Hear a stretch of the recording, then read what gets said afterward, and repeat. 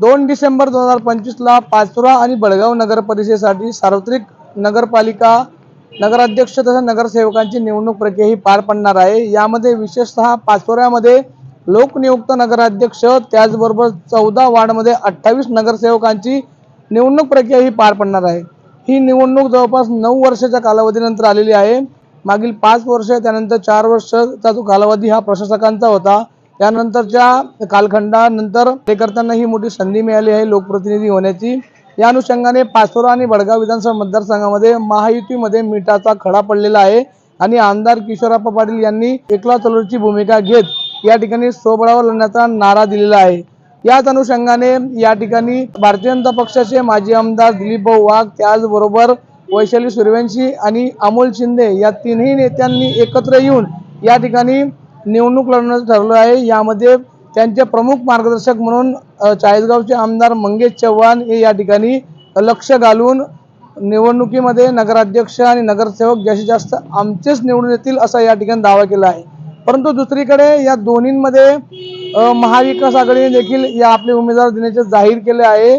त्याचबरोबर MIM चे देखील काही उमेदवार या ठिकाणी उभे करणार असल्याचा फहीम देशमुख यांच्या माध्यमातून सांगण्यात आलं आहे।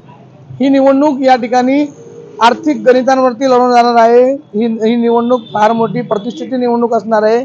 या ठिकाणी आमदार किशोर पाटील यांच्या अर्धांगिनी सुनीता किशोर पाटील ह्या नगराध्यक्ष पदाच्या उमेदवार आहेत, जवळपास हे निश्चित झालेले आहे। त्याचबरोबर माजी आमदार दिलीपभाऊ वाघ यांच्या पत्नी सुचिता दिलीप वाघ या नगराध्यक्ष पदासाठी या ठिकाणी उमेदवारी करणार असल्याचं जवळजवळ स्पष्ट झालेलं आहे। या दोन्हींमधली ही लढत ही जवळपास जळगाव जिल्ह्यात नव्हे तर महाराष्ट्र राज्यात बघण्यासारखी असणार आहे।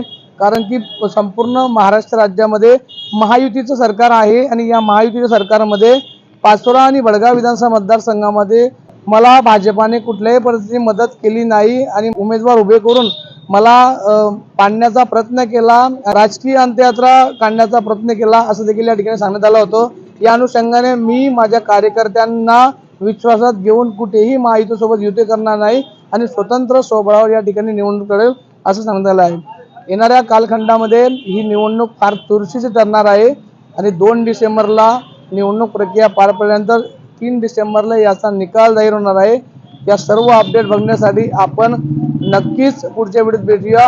आपण जर माझ्या चॅनलला फॉलो किंवा सबस्क्राईब केलं नसेल तर नक्कीच फॉलो आणि सबस्क्राईब करा।